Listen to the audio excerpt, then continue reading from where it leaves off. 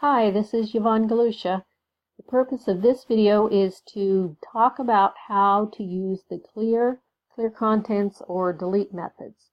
Mostly, I want to differentiate between them because I think at this point in the semester you do know how to invoke a method.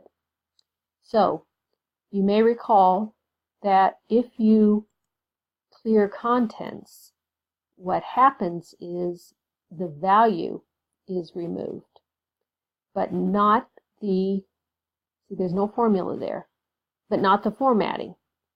Whereas if we were to delete, you don't notice anything except the formatting's gone, but what really happened was the cell was literally removed.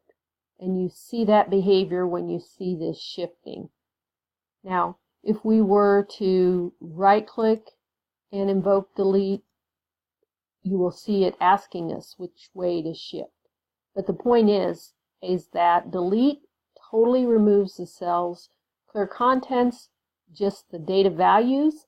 Only the method clear removes contents and formatting.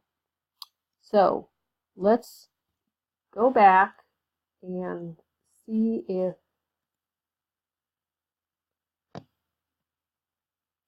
that didn't work right. I'm just going to redo the average across. That was just off on the column because of the delete. Now, let's go back and just look at the code for that if you were going to do it in VBA.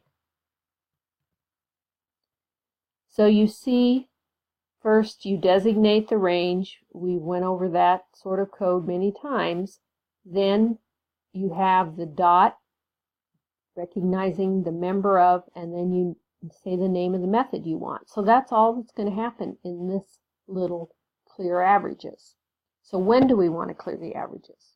Well, we want to do that if we add more students. So in that macro, you'll see we call the clear averages, we enter the new student data and information, then we call calculate averages. And so if you write your VBA applications well, you will have little blocks of code that you can use and logically put in a way that makes the overall behavior effective. So let's go ahead and demonstrate how adding a new student automatically sets up now a new average. So let's see, the average is gone. Prompting us for the student. We'll give Joe some test scores here. Make it kind of simple. Now we're going to see Joe really improve. And there you can see Joe was added, and we have new averages calculated with new formatting.